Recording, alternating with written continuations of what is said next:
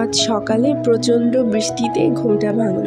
চারিদিকটা সকালে এত সুন্দর লাগছিল, কিচিরমিচির পাখির ডাক, মেঘলা আকাশ আর সাথে গুঁড়ি গুঁড়ি বৃষ্টি। আর সময়ের সাথে সাথে আমার এই কুমড়ো গাছটিও একটু একটু করে বেড়ে উঠছে। এখনও এটি অনেক ছোট, তাও আমি কিছু বীজ ফেলে দিয়েছিলাম এখানে, এখন ছোট ছোট করে গাছ বেরিয়ে গিয়েছে। বৃষ্টির পানি গায়ে পড়লে কেমন জানি ওরাও আরও অনেক বেশি সতেজ হয়ে যায়, মনে হয় ওরা আরও অনেক নতুন হয়ে যায়। দেখতে এত ভালো লাগে ছোট ছোট পাতাগুলোর উপর যখন ফোঁটা ফোঁটা বৃষ্টির পানি পড়ে, আর সেগুলো যখন অনেকক্ষণ থাকে এত সুন্দর লাগে দেখতে। এই সব কিছুর মধ্যেই দেখতে দেখতে আমার এই ছোট্ট পরিবারটি এখন একটু একটু করে বড় হচ্ছে। এখন আমার এই পরিবারে প্রায় 100+ মানুষ। আপনাদের সকলকে অসংখ্য ধন্যবাদ আমার চ্যানেলটিকে সাবস্ক্রাইব করার জন্য, এবং এখনও যারা সাবস্ক্রাইব করেননি আমি আপনাদের সকলকে রিকোয়েস্ট করব, প্লিজ আমার চ্যানেলটিকে সাবস্ক্রাইব করে আমার পাশে থাকবেন, যেন আমি আরও অনেক নতুন ব্লগ আপনাদের সাথে শেয়ার করতে পারি। ইতিমধ্যেই আমার কণ্ঠ শুনে অনেকেই হয়তো বুঝতে পারছেন আমার শরীর খারাপ। হ্যাঁ, কয়েকদিন ধরে আমি জ্বর ঠান্ডায় ভুগছি। হয়তো এটাই সিজনাল, কেননা এখন তো হঠাৎ বৃষ্টি হচ্ছে, আকাশ প্রচুর মেঘলা হয়ে আসছে হঠাৎ করে, আবার হঠাৎই অনেক গরম পড়ছে। এজন্য আমার মনে হয় অনেকেরই এরকম অবস্থা। আমার এই জ্বরের মুখে ঝাল জাতীয় কিছু খেতে ভালোই লাগে।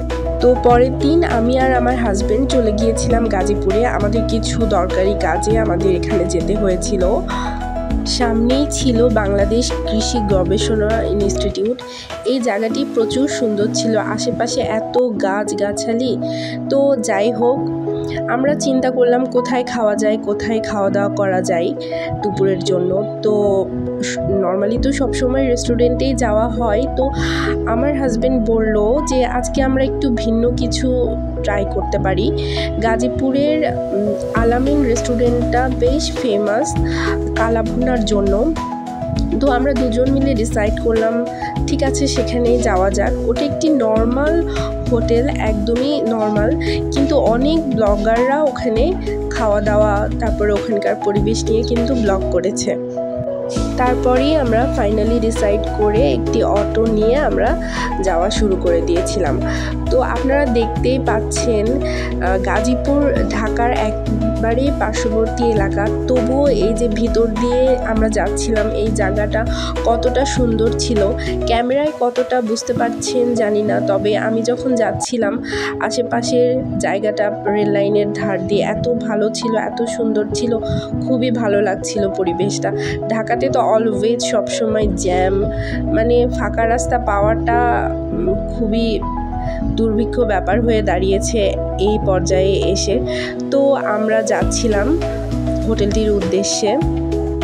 এই হোটেলটি এই এরিয়ার মধ্যে প্রচণ্ড ফেমাস, কেননা আমরা ওখানে যেখানে যাকে জিজ্ঞাসা করছিলাম যে আমরা এখানে যাব, সকলেই বলছিল যে ওখানে যাবেন কালাভুনা খেতে, এরকম। তো শুনেই বুঝতে পারছিলাম এই হোটেলটি আসলেই প্রচণ্ড ফেমাস। এবং আমরা এই যে এই হাইওয়েটি ধরেই আমরা সেই হোটেলে যাচ্ছি, আমরা প্রায় কাছাকাছি পৌঁছেও গেছি। এই হাইওয়েতে মূলত যে সকল যানবাহন যাতায়াত করে তারাই মূলত বিরতির উদ্দেশ্যে এই হোটেলে খাওয়া দাওয়া করতো আগে, ইভেন এখনও করে যতটুকু শুনলাম।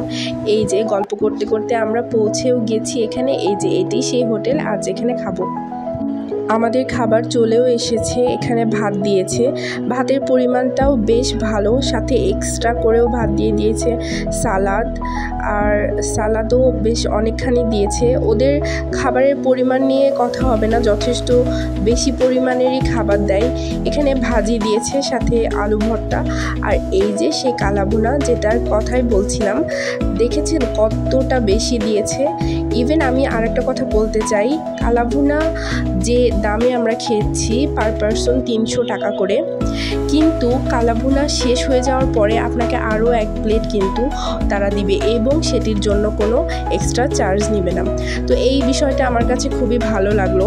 ওদের আমাদের দুইজনার খাওয়া দাওয়া টোটাল 600 টাকার মধ্যে হয়ে গিয়েছিল, কিন্তু পরিমাণটা যথেষ্ট ভালো ছিল। তো আজকের মতো এতটুকুই। আপনারা সকলে ভালো থাকবেন। আল্লাহ হাফেজ।